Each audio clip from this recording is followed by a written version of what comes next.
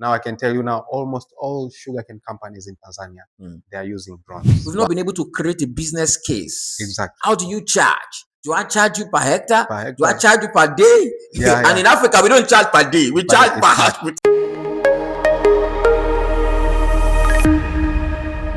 So the Flying Farmer here again. As you know, my name is Femi Adekoya, and I am the Flying Farmer. I'm right here in Dar es Salaam, Tanzania. Yeah. Amazing. And this is my friend.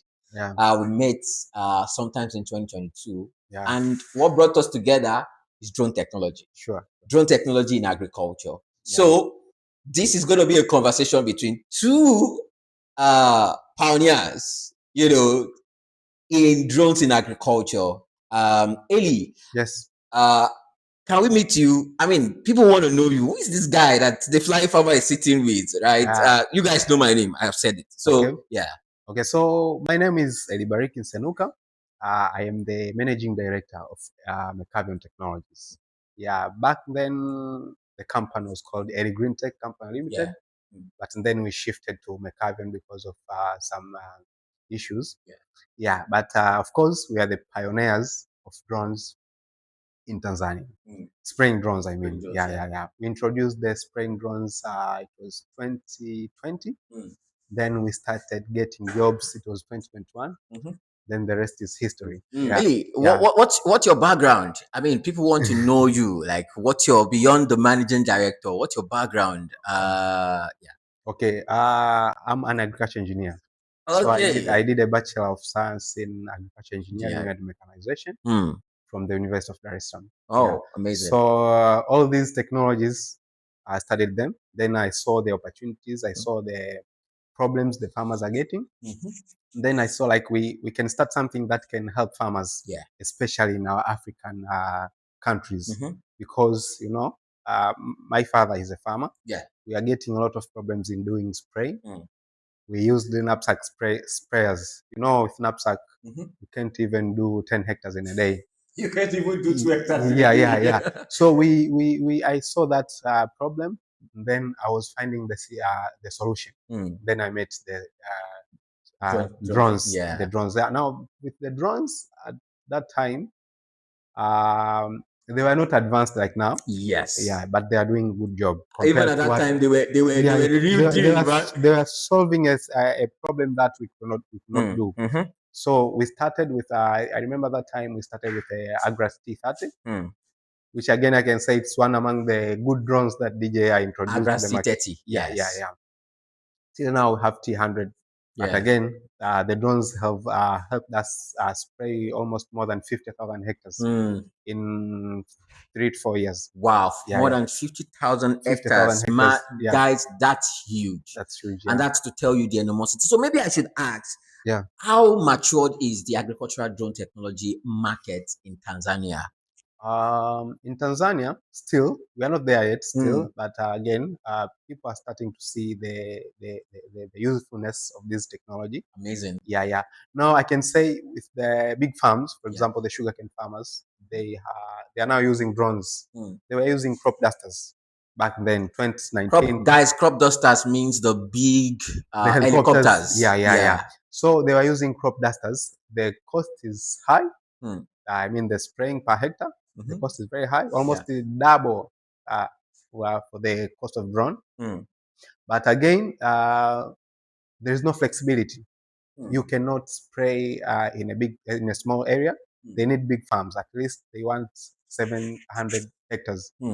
Now, not all farmers has that size of their farms. Not even in Africa. Yeah. So we introduced drones to give them flexibility. Now I can tell you now, almost all sugarcane companies in Tanzania, they are using drones. Wow. No company is using crop dusters. I think the crop dusters guys, they are coming from Kenya. They are hating us because we removed them from the market. Yeah. Wow. Yeah. Wow. Yeah. What's it like in terms of is it people buying it as ownership or service as a service? What's the development like in that area in terms of service model? In Tanzania, right? In Tanzania. Right now we have few companies that are providing services. I think there are around 4 to 5 still. Most of them, you may find they own 2 drones, one. But again, Merkavion has like 20 drones. Yeah. But for the issue of owning, the big farms, they're the ones who are owning the drones. They are now buying the drones. They're trying to have in-house team that can do the service. So I can say uh, now most of the farmers, big farms, they're trying to have in-house team that can do the service. For the service providers, still they're there, but not much. Not much. Yeah, yeah, yeah. And you are now sort of serving the owners of the drone, maybe with after sales support, maintenance, training, and all that details. Right? Now, of course, we saw now, if you have an opportunity and then you see like things are changing, you need to change also. The technology is evolving every day. Yeah. Now, what we saw, our business shifted from not only providing the service, now we are also selling the drones. We sell the drones to the farmers who want to own the drones, but also we help them develop a team that can do the spraying on themselves. Then we support them with spare parts, maintenance, and small training. Yeah, so we are doing that for them. For the guys who are buying, the farmers who are buying the drones, we are helping them to set up their own team. We are helping them solve problems in the field because we have a lot of field experience. Yeah, so we are helping those guys who are buying. I mean, the farmers, who are buying drones. We are helping them develop a team that can be doing that work on their efficiently. own. Yeah, efficiently. And that leads me to the question of what do we do, or how are you sort of managing the interest from smaller farmers or small feed farmers? I mean, we need to be honest. Yeah, sure. It's it's hard. It's hard serving them. It's hard serving the small scale farmers because the cost of operation is very high. Thank you. So what you have to do now, this is the thing that we are trying to develop ourselves. We are trying to have centers that can serve as a service center, drone service center. Good. But again, that you need a lot of investment. We have a lot of regions in Tanzania. You can't be everywhere. You need a lot of fund to do that. Yeah. But again, we are trying to see how we can develop that and then to serve the small scale farmers. Because a lot of farmers in our country are small scale farmers. Yeah, almost, I think, 60%. 60%. I mean, 60% of the farmers in Tanzania are small scale farmers, and they're the ones who are producing a lot of crops. Food. Food. So if we have these small scale farmers, I think even the production can increase.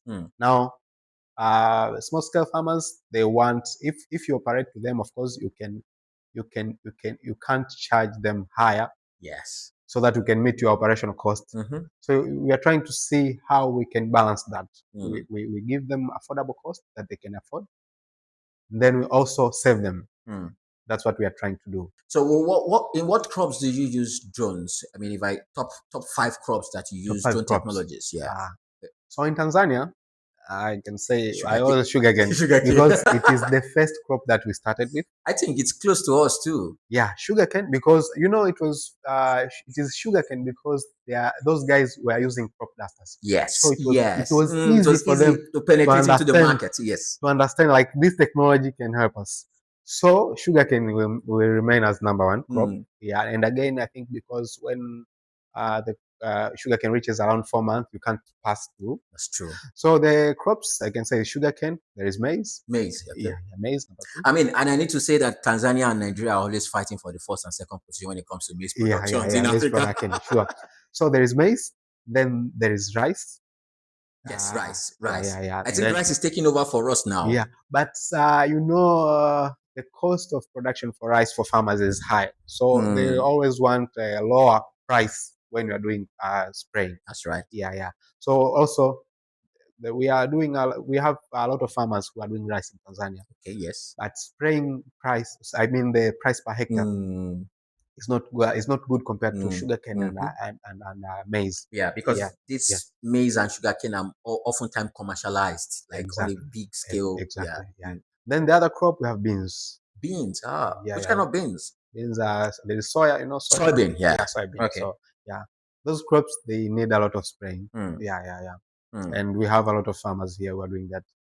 But we have other crops. For example, we have these orchards. For example, we We have cashew trees. Cashew, yeah. Cashew trees. We have a lot of farmers who are doing cashew trees, but still we have not touched that Begin to market. search, yeah, Yeah, I think it's because that's commercial farming, Yeah, so we are trying to find a way on how to save those guys. But also we have avocado. We have a lot of Avocados, avocado in Tanzania. Yeah, yeah. Those are orchards. Yes, Yeah, yeah. orchards. So those are among I think it's top 5 crops, top 6 crops that are And of going. course, I mean, I don't want to assume, but I want to hear from the horse's mouth. What's the most demanded services that you have, in your agricultural stack? Right now, Yes, um, spraying, right? of course, number 1 is spraying. Spraying, okay. Number 2 is mapping. Mapping, okay. Yeah, mapping. We have a lot of guys who are coming to invest in Tanzania, who want to understand their land, the topographic of an area. So we are getting a lot of requests for topographical mapping. That's either LiDAR or photogrammetry. Okay. So we are also doing that service. And yes. We are doing that because we were doing spraying and spreading. Yes. But again, we saw that opportunity. There are a lot of investors who are coming to invest in Tanzania. They are establishing farms. So they need to understand the topographical, the topographic of an area. Yeah. So you need to provide, you need to do mapping. And they're ready to go into commercial, exactly, to plant their farms and all that. I think we have mapped almost 30,000 hectares of LiDAR. Last year we did that. Wow. Yeah. So with that area, you can't do it manually. Yeah, you need to use technology. And drones, of course, is doing good. Yeah. When coming to mapping. Yeah. Yeah, yeah. The other service that I can say we are trying to make farmers understand is crop health monitoring. Yeah, with drone like Mavic 3 Multispectral. Yeah. We are trying to help farmers understand like this technology can help reduce the operational cost. With a multispectral drone, you can know the areas that are stressed. You can know the areas that are waterlogged. You can know the areas that has problems. Then you need to deal with those areas. Like you can do variable rate application. For example, if it is a stressed area, for example, if there is maybe lack of nutrients, you can do variable rate application. You use this drone to correct data, you process the data, and then you feed to the big drone. Then you do variable rate application.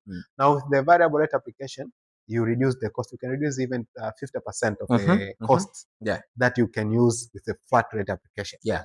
So this technology, actually, we have not done so much, but we are trying to introduce to the farmers. We are trying to make them understand. Yeah. Because it's a tech. Yes. Farmers have to understand like this thing can help them. Yes. Yeah. So we are educating the farmers like we need to use crop health monitoring. Yeah. We need to do crop health monitoring. Yeah. To know the areas that are stressed. Yeah. And then to use the drones. You can use not only drone, you can use even boom sprayer. Yes. You can do variable rate application. Yeah. And I think that will lead me to the next question around people ask me. Yes. Educated folks like, precision agriculture. Yes. Variable rate application.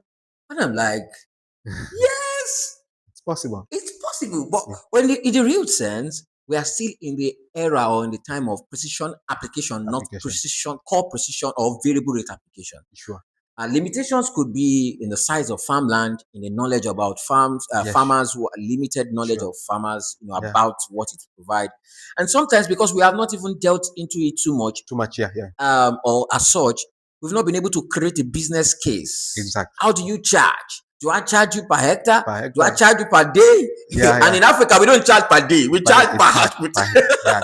So I know farmers, sometimes even if you charge them maybe per day, then you do let's say a lot of work per day, and then you are gone. They say you have not done it properly. That's true. So farmers still there is lack of knowledge concerning these technologies. These are tools to help us do the work fast. Yeah. Thank you. But again, they are trying to compare it with manual labor. They're trying to see if the drone can do it. Maybe, for example, the T50 can do like 20 hectares in 1 hour. He's trying to say like, how can you do that in 1 hour? It's not possible. Yes. But in reality, these tools are here to help.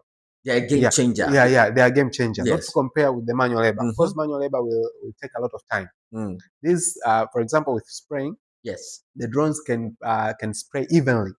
Yes. throughout the farm. Mm-hmm. So you don't need to worry about which area is not touched, which area is not touched. But again, you cannot compare with manual labor. Manual labor cannot touch even Yeah. throughout the farm. Yes. Yeah, yeah. And even So application. you can't compare technology with manual labor. So if I would ask you, Yes. what are the biggest challenges or bottleneck in scaling the drone technology solution in Tanzania, or by extension even East Africa? East Africa. One among the biggest challenges, I think, it's awareness. Awareness. Awareness. Yeah, yeah. Most of the farmers, they are not aware of this technology. Yeah, yeah. So we are also working on providing awareness to the farmers. So that's the biggest problem. You Yeah. know, if farmers understand like this technology can help them, I think it will be easy for us to expand. Yeah, but the other issue is on the compliance issues. Yeah, yeah, yeah. The compliance issues, they are the cost is very high. Yeah, yeah, yeah, yeah. These drones, you need to insure them. Yes. You need to have a permit. Yes. Yeah, then getting those permits, for example, in Tanzania, price is very high. It's like a camel passing through the Yeah, yeah, yeah. The permit for this drone for a year, it's almost 2,000 USD now. 2,000 USD in Tanzania. for as a company or per drone. That is per drone. So every drone that you have, you need to, if it's operating, you need to pay 2,000 US dollars. Yeah, yeah. Again, you need to pay for insurance every year. Yeah, yeah. So, but these are the costs that clients do not know about. Not know. They just compare it with knapsack. Yeah, yeah, yeah, yeah. So when it comes to that's why I said awareness. When they understand like this technology, and that's why we're doing this podcast. Exactly. Yeah. So when they understand like this technology, you have to pay a lot of let's say permits. You need to pay a lot of money for permits. Yeah. You need also to have a trained personnel who is certified. You need to provide insurance. Again, there is cost of transport going to the farm. There is operational cost. Of course, these operational costs, for example, fuel, it's not a big issue, but the cost concerning maintaining the drone also it's very high.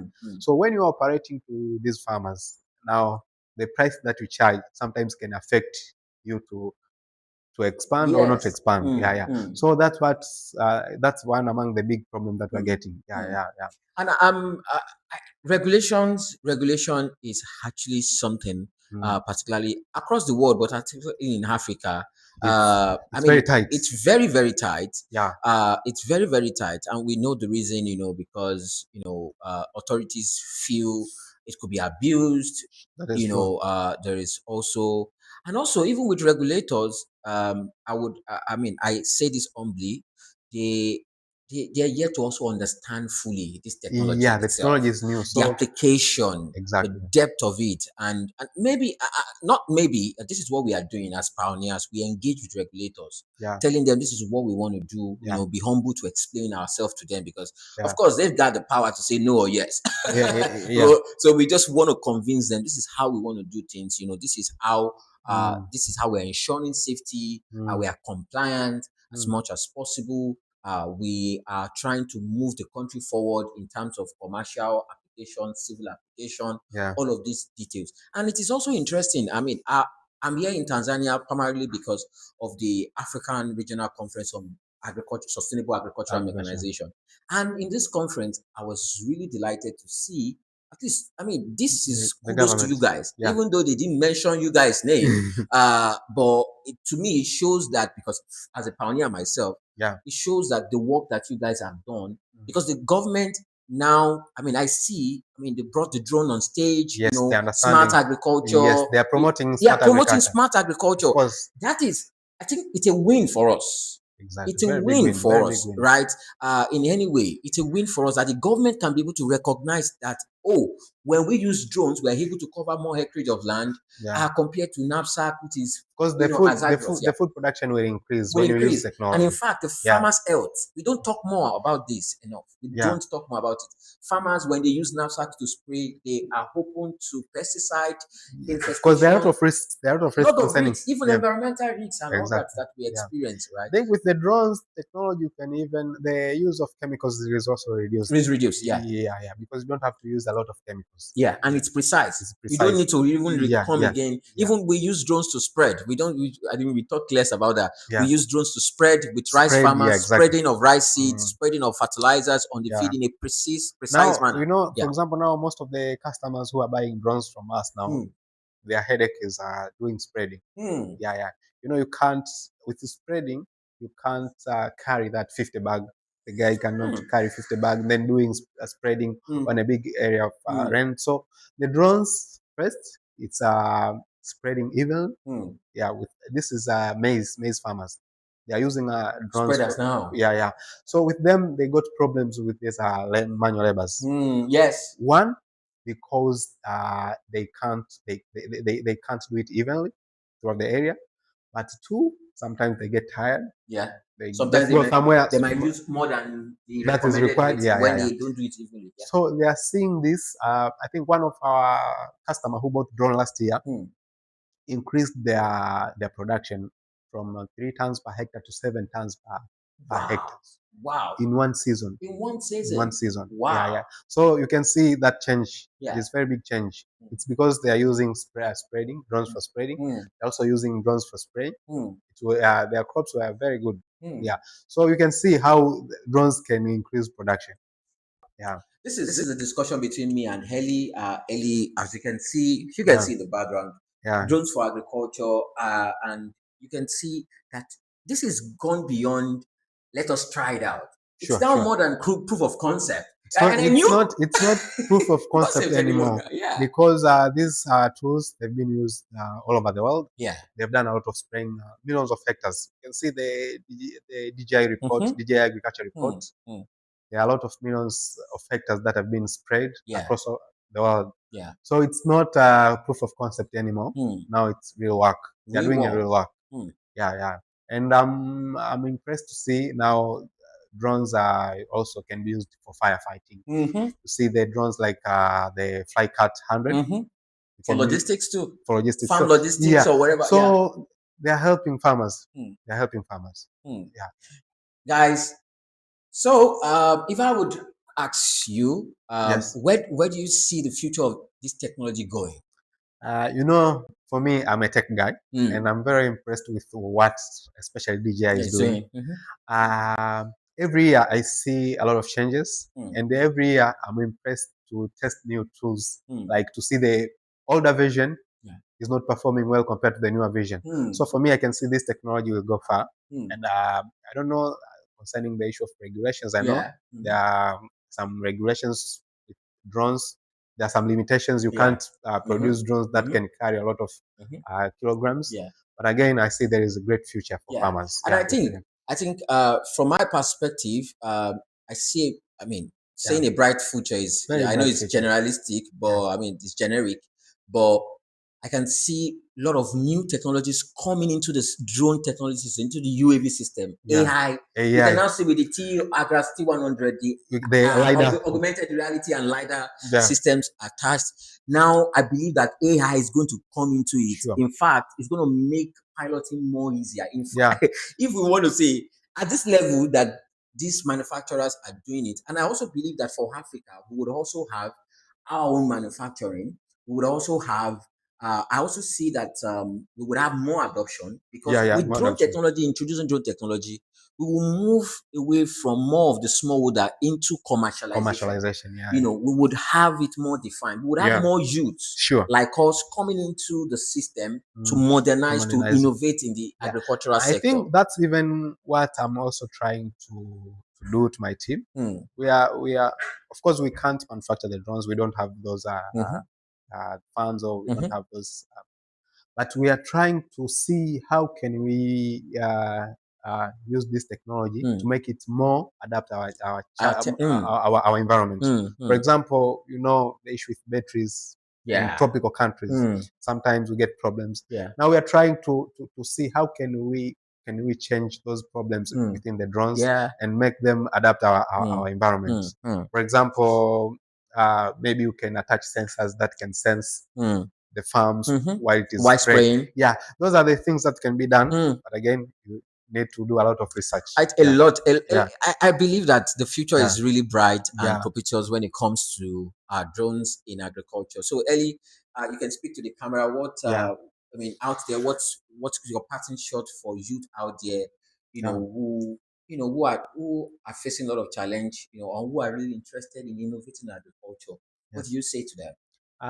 First, this Mm. drone technology is Yeah. still new, and we are also still learning. Mm. Yeah, but again, I should tell the farmers, especially the farmers and tech guys who are eager to learn the drone technology, they should not worry. Yeah. The technology can be understandable. Yeah. It's easy to understand. Mm. Even if those guys want to be pilots, you can And there just are, in fact, there are a lot of yeah. jobs. There are a lot of jobs to be I know created in the. you are providing training. You Yeah. have your own schools. So I should just tell them if you want to learn something, just you can contact us. For example, here in Tanzania, Mm. any issue about drone, especially in agriculture, even in other sectors. For example, we have the mapping drones. We Mm. have so we are providing those training for those Yeah. guys who would like to learn, Mhm. but also for the farmers. We sell drones. Yeah. Yeah, we sell drones, but also we provide after sales, Yeah. spare It's very parts, important. maintenance, in-house team setup. Mm. We help them set up their own team. Mm. Yeah. So we are here for the farmers. We are Yeah. here for those guys who want to adapt the drone technology. Thank Yeah. you so much. Thank you so much, Yeah. Elly Barika, right? Yeah. That's the full name. But Yeah. I call him Elly. Yes. But thank you so much. And I think that name means God's blessing. Yes. How did you know? I'm good in Swahili now, guys. How Thank did you you know so that? much. Thank you so much. Yeah. So yeah, I hope you guys have been inspired. Yes. This has been insightful to you. Mm. So like and subscribe. Do Yeah. whatever, smash the whatever. Tell your friends about this. The Flying Yeah. Farmer is going to be bringing more of this, Mm. more education. We need to aware. Of And course, I we will believe be. that the more we do this, the more we can People will inspire more understand. innovators. Yeah. Less of the TikTok dancing around, and you can be able to see substance. All right. Yeah. Thank you so much.